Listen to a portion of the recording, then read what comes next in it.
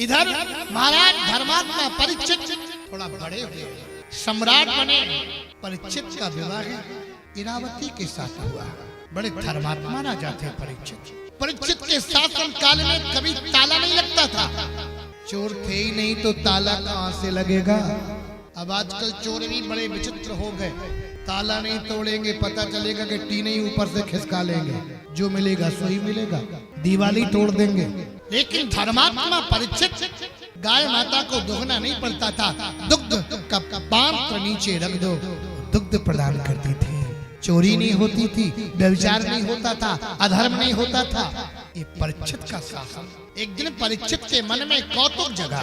क्या कौतुक जगा कि पूर्वजों की पिटारी खोली और उसमें स्वर्ण जटित मुकुट चमचम चमचम चमक रहा था मोती युक्त। और मुकुट देखा और मुकुट पहन लिया। जैसे ही मुकुट पहना और जंगल में शिकार के लिए गए। आगे बढ़े तो गाय बैल आपस में वार्ता कर रहे थे कि आज भगवान छोड़ के चले गए, क्या होगा। पृथ्वी गाय का रूप धारण किए थे, धर्म बैल का रूप धारण किए खड़ा था। 3 पैर के बल एक पैर कट गया। एक व्यक्ति काला कलूटा गाय को पीट रहा था। महाराज परीक्षित ने तलवार खींच ली। कौन हो? मेरे राज्य में बिना पूछे तुमने ये पाप गाय पर वार कर रहे हो। चरणों में गिर गया। महाराज मैं कली हूँ, कलयुग हूँ। किसी के दरवाजे के अंदर जाने की सोचता तो प्रवेश मिलता ही नहीं है। मुझे आपका चित्र दिखाई पड़ता है। महाराज परीक्षित मारना चाहते थे। चरणों में गिर के त्राहिमाम त्राहिमाम, महाराज मुझे क्षमा करो। परीक्षित ने उसको कुछ जगह दे दी जहाँ पर चोरी मदिरा पान होता हो, जहाँ जुआ खेला जाता हो, जहाँ शराब पी जाती हो, जहाँ वेश्यालय हो। जिसके घर में शराब आ जाए समझ लेना कलयुग आ गया। हाँ, जिसके घर में ताश जुआ की शुरुआत हो जाए समझ लेना कलयुग तुम्हारे घर में घुस गया। कलयुग बोला ये चारों जगह गंदी है, अरे कोई अच्छी सी जगह दे दो ना। परीक्षित ने कहा जो अन्याय का सोना हो उस पर तेरा निवास हो। जब ये कहा धर्मात्मा राजा परीक्षित के मुकुट पर कलयुग बैठ गया, क्योंकि युद्ध से जीता हुआ मुकुट था वो। यद्यपि भगवान कहते धातुओं में सोना हूँ, वृक्षों में पीपल हूँ, इंसानों में राजा हूँ। परीक्षित जैसे धर्मात्मा की बुद्धि को बिगाड़ दिया। बुद्धि में प्रवेश करके जैसे ही आगे बढ़े, प्यास लगी। समीक ऋषि के आश्रम में पहुंचे। महात्मा मुझे प्यास लगी, प्यास लगी। पर कौन सुने। मृतक सर्प लेकर के तक्षक सर्प उनके गले में डाल दिया। सर्प काल का प्रतीक होता है। आज मानो अपने गले में ही काल को डाल लिया। जब उनके पुत्र श्रृंगी को पता चला कि मेरे पूज्य पिता के गले में मृतक सर्प डाला, उन्होंने अंजलि में जल लेकर के श्राप दे दिया। जिसने मेरे पिताजी के गले में मृतक सर्प डाला वही तक्षक, उसका 7वें दिन काल होगा। परीक्षित को पता चला और जैसे ही महल में आए मुकुट उतार के रखा। सारा दृश्य सामने घूम गया। मैंने अपराध किया, महात्मा का नहीं करना चाहिए था। और भूल से कोई पाप हो जाए ना, कोई भूल से गलती हो जाए ना अनजान में, तो उस गलती को स्वीकार कर लेना, यही प्रायश्चित है। परीक्षित को लगा मुझसे अपराध हुआ है, मुझसे गलती हुई है, मुझसे भूल हुई है, पर मुझे श्राप लग चुका है कि मुझे 7वें दिन तक्षक काल डसेगा। अपने पुत्रों को बुला करके जन्मेजय को राजपाट सौंप करके धर्मात्मा राजा परीक्षित वन की ओर चले गए। अरे कोई तो कल्याण करेगा। कल्याण का मार्ग प्रशस्त करने के लिए, इनका कल्याण करने के लिए स्वयं शंकर अवतार महाराज सुखदेव चले आ रहे हैं। आजान बाहु है, चेहरे पर दिव्य तेज है, सुंदर सुंदर अलका बलिया है, मुट्ठी भर की कमर है, हिरण जैसे नेत्र है, सुग्गा जैसी नाक है, मोती जैसे दांत है, नंग तड़ंग।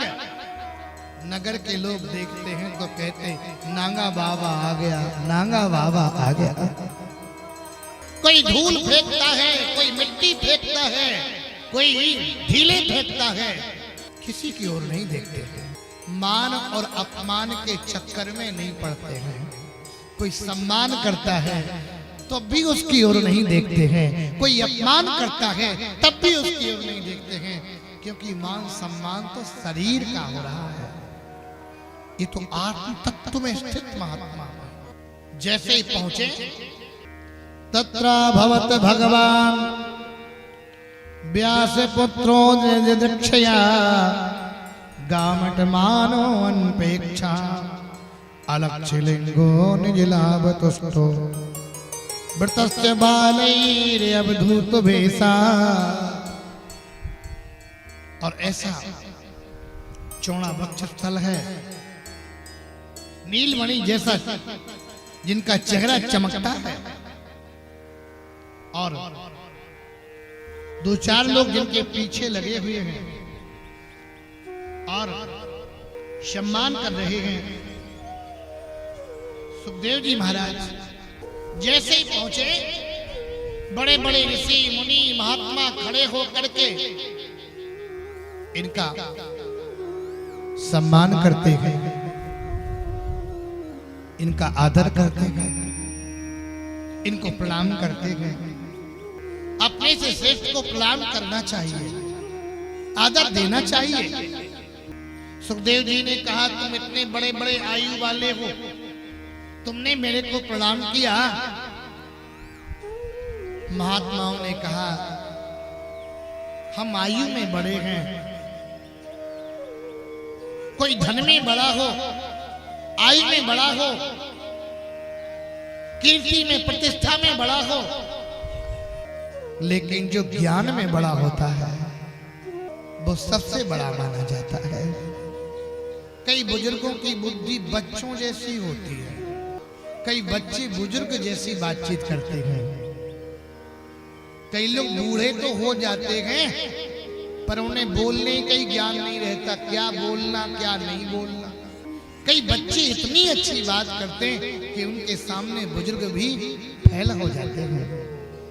परीक्षित जी महाराज ने अतः पृच्छामि संसिद्धिं योगिनां परमं गुरुं पुरुषस्य यत् कार्यं म्रियमाणस्य सर्वथा। ये नहीं कहा कि मृत्यु का उपाय बताओ कि मैं मरूं नहीं। लोग मरने को डरते हैं। अच्छा, मौत किसे अच्छी लगती है? मौत कोई वर्ण करेगा क्या? कोई मरना चाहता क्या? मरना चाहता भी नहीं।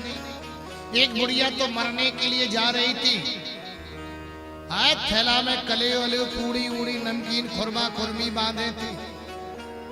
हमने कहा, माता कहाँ जा रही? बोले मरने के लिए। हमने कहा, ये थैले में क्या है? अरे उसमें खुरमा खुरमी पूड़ी पकवान। तो हमने कहा, काहे से मरोगी? बोले ट्रेन से। तो हमने कहा, ये भोजन क्यों ले जा रही? अरे बोले ट्रेन लेट हो जाएगी तो क्या भूखों मरेंगे वहां? कोई पूछे कि मृत्यु का टेस्ट कैसा, तो आज तक किसी ने बता पाया कि मृत्यु का स्वाद कैसा है? अरे जो स्वाद लेवे वो मरे, मर के फिर आएगा कोई क्या? पर मरना तो सबको पड़ता है। आया है सो जाएगा, ये राजा रंग फकीर। कोई सिंहासन चढ़ चला, कोई बंधा जंजीर। दिन में मृत्यु को एक बार दो बार याद करो कि हमें मरना है या रहना नहीं है। मृत्यु को याद करोगे तो पाप करने से बचोगे, डरोगे। लेकिन आदमी ये सोचता ही नहीं कि हमें मरना, वो तो ये सोचता कि मैं अमर हूं। का सातवें दिन जिसकी मृत्यु हो उसे क्या करना चाहिए? उस संसार के प्रत्येक प्राणी को 7 दिन में ही मरना पड़ता कि नहीं? क्योंकि दिन तो 7 ही है, 8वां दिन बना ही नहीं। पर मरना सबको है।